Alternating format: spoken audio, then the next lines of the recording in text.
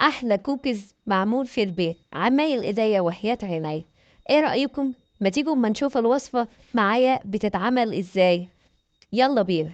بصوا يا جماعة، في بداية الوصفة بتاعتنا هنحتاج كوباية من الزبدة، وممكن نستبدلها بكوباية من السمنة. انا مالية كوباية قوي كده علشان في فراغات، هي المفروض كوباية زبدة، وممكن تعملي مزيج ما بين الزبدة والسمنة، وكوباية سكر بودرة، وافرغها من الهواء. لازم تكون مليانة اهي، مفيش فيها اي فراغات. وافرغهم في الحاجة بتاعتنا اللي احنا هنضرب فيها. وادي كوباية من الزبدة هفرغها هنا، هفرغها كلها هنا. يبقى انا فرغت الزبدة والسكر اهم مع بعض، وهضربهم مع بعض في ايه؟ بالمضرب الكهربائي. هنضربهم مع بعض دلوقتي اهو يا جماعة، هنضربهم مع بعض. طبعا يا جماعة انا لسه بضرب فيه اهو، انا عايزه القوام يبقى له خفيف خالص وكريمي. ادى كده يا جماعه اهو، ادى المزيج بتاعنا من السكر والزبده اهو، لونه فتح خالص وبقى عامل زي الكريمه. نبدا نعمل ايه بقى؟ نجيب 2 بيضه اهو. البيض ما يكونش ساقع يا جماعه، يعني ما يكونش لسه طالع من التلاجة، لا يكون بدرجه حراره الغرفه او المطبخ بتاعك اللي انت واقفه فيه. تمام. ونحط عليهم نص معلقه ايه؟ فانيليا او باكت فانيليا من الصغير ده، ونبدأ نضربهم تاني مع بعضهم تاني لحد ما ينتهوا خالص مع بعض تاني.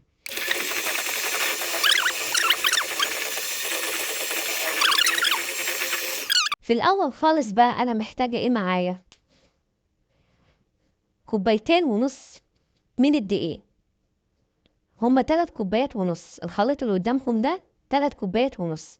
بس شايفين النص كوباية دي أنا مش هحطها، أنا هسيبها لما أحتاجها أبقى أحطها، علشان قوام الدقيق بتاعي الحاجة بتاعتي هي اللي هتحكمني. الدقيق هو اللي بيحتاج مية قد إيه أو عجنه قد إيه. الدقيق هو اللي بيحكمني هنا. في دقيق بيحتاج زبدة وبيض وحاجات كتير، وفي دقيق ما بيحتاجش. فأنا هشيل نص كوباية، دول عيار 3 كوبايات ونص. 3 كوبايات ونص من الدقيق اهو. هشيل نص الكوباية دي على جنب، نص الكوباية اهو على جنب. وهنزل الخليط بتاعنا ده على الدقيق اهو، هنزله على الدقيق. بس طبعا قبل ما انزل الخليط بتاعنا على الدقيق هنحط الحاجات الجافة مع بعضها، زي ايه؟ الكاكاو.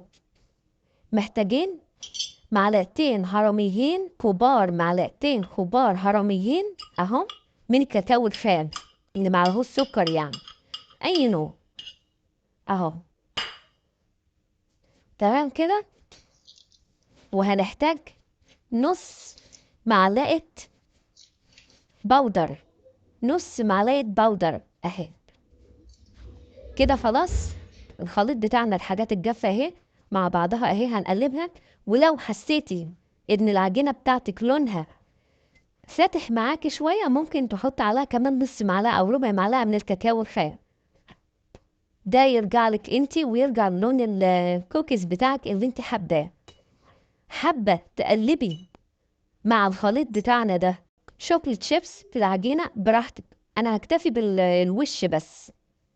مش حابة براحتك برضو. أدا الخليط بتاعنا معانا أهو. خلاص كده أحط عليه بس ذرة من الملح، ذرة ذرة زي كده بس مش دايما. انا كده خلطت كل المكونات الجافه بتاعتي مع بعضها. كده بقى هبدا انزل بالخليط بتاعنا اهو، ونقلب كده بقى بالاسباتويه بتاعتنا معانا كده، ونقلب بالراحه خالص علشان ما تنطورش وتوسخ لنا الدنيا. بصوا يا جماعه، ادي العجينه. انا لما متابع صوابعي ما بتتعجنش، شوفوا اهي. تعرفوا منين اذا كانت العجينه ناجحه معاكي؟ بتبقى زيها زي بتاعه الكحك بالظبط، شايفين؟ ما بتشقش. تعرفوا كده ان هي سليمه وجميله معاكي. هو بس بيحتاج تقليب جامد بصوابعي مش بعجنه علشان ما يعملش عرق، انا عايزاه زي الكحك بالظبط. شايفين؟ اجيب بقى الصواني بتاعتنا ونبدا ايه نشكلها معاكم. اهو يا جماعه، ادي الكوكيز اهو. ابدا اشكله اكوره معاكم اهو اهو واهو، والزقه في الشوكليت شيبس بتاعنا اهو كده اهو، واحطه فين؟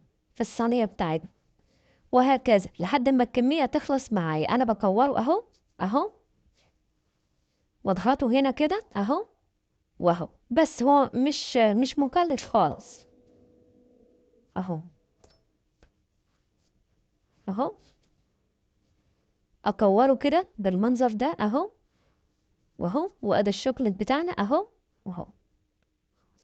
وهي حاجة تفرح العيال، وحاجة تبقى موجودة معاكم في قلب البيت، وسهلة، سهلة جدا جدا. أنا مش عارفة بصراحة، والله والله هم ليه بيبيعوها بالمبالغ دي في المحلات بره أهو. شايفين؟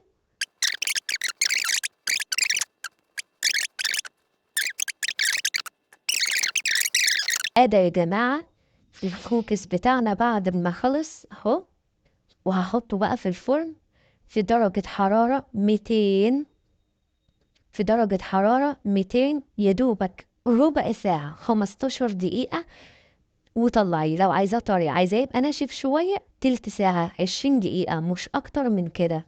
وهحطه في الفرن، ومسخنة الفرن من قبلها بدقيقتين، وهحطه في الفرن وهوريهولكم.